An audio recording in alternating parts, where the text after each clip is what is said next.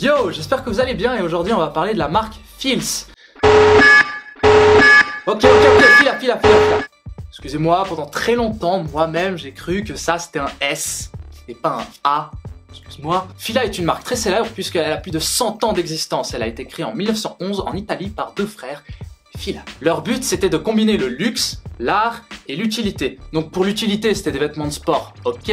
L'art, pourquoi pas, création de vêtements. Et le luxe. Jusqu'en 1973, Fila va suivre un schéma classique d'une entreprise qui réussit. Elle va faire de l'argent, elle va s'expandre, elle va augmenter la qualité. Mais au final, c'est pas ce qui est le plus impressionnant. Pour moi, ce qui m'a impressionné jusque-là, c'est qu'elle a réussi à survivre à 2 guerres mondiales. Et ça, c'est pas rien, comparé à Kappa qui s'était pris une bombe quand même. À cette même date, Sergio Privitera va créer en fait le logo que vous connaissez tous, celui-là. La partie rouge du logo signifie la vitalité, la vigueur et la passion.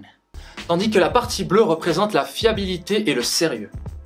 Par la suite, le célèbre joueur de tennis suédois Björn Borg a été sponsorisé par Fila et grâce à ça, il a pu élever la marque au niveau international. 1966, Westside.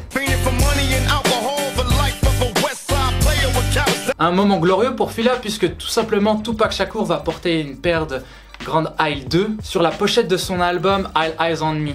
C'était un excellent move puisqu'à cette époque-là, les joueurs de basketball étaient vénérés comme des stars. En vrai, Tupac et Fila, ils ont jamais fait de partenariat. C'était tout simplement le joueur de basket Grand Isle qui a fait un cadeau à Tupac et il a adoré les baskets et il les a tout simplement portés sur la pochette de son album. Donc coup de bol pour Fila. Malheureusement, ce qui vient de se passer ne va pas sauver Fila puisque ça va être la descente aux enfers. Tout simplement parce que des marques comme Nike vont commencer à prendre des parts de marché gigantesques. En 2003, Fila va vendre quasiment tous ses biens à une entreprise privée, qui elle-même, cette entreprise privée, va revendre en 2007 tous ses biens à un certain Yoon So-yoon, un Coréen, qui va faire renaître de ses cendres Fila. Et ça, c'est le début de quelque chose de ouf. 3 ans après avoir ressuscité Fila, il va sortir la collection Héritage.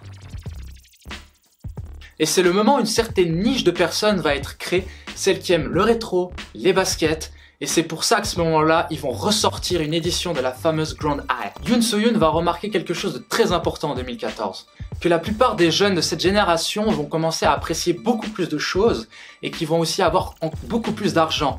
Par des moyens obscurs, on s'en fout, mais qui va permettre à Fila de remonter en force. Cette génération va surtout aimer la nostalgie, donc le vintage, les vêtements de sport et les logos. Oui, les logos. Pourquoi? Parce que ça c'est cool et ça c'est pas cool. Et à ce moment-là, ils vont rééditer une paire qui est sortie en 1996, la Disruptor 2, et en plus, ils vont la sortir à un prix plutôt raisonnable. Et là, jackpot! Par la suite, il va y avoir énormément de collaborations qui vont sortir au bon moment, qui vont aider Fila, genre Gosha Rubczynski. Ils vont faire aussi énormément de capsules avec Urban Outfitters. Et encore tout récemment, une collab franchement bien amenée qui m'a surpris, Fila x Fendi, et je trouve que ça a été vraiment bien fait. Et j'aurais bien voulu voir quelque chose de similaire pour Supreme et Louis Vuitton, quelque chose de plus poussé comme cette collaboration. Avant de finir avec la collaboration, je tiens à dire que ça a été acheté par les Coréens comme j'ai dit avant, mais ça a eu un impact que nous, on connaît pas vraiment. Ils se font vraiment bien plaisir parce qu'ils ont des collaborations telles que Fila x Pokémon, Fila Hello Kitty, Fila Chupa Chups, Fila Pepsi, et je trouve ces collaborations totalement géniales, mais malheureusement elles sont qu'en Corée, et à mon avis c'est peut-être parce que le marché là-bas appréciera plus facilement, mais je trouve dommage de pas faire une petite sortie ou des petites capsules comme ça ailleurs. Moi j'aurais bien voulu la petite Fila, Pokémon, Salamèche.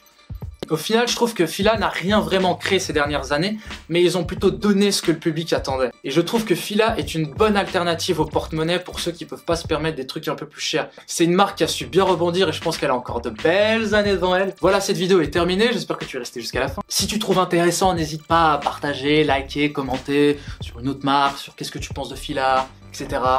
Et comme un grand homme l'a dit, impose ton style, Halichi.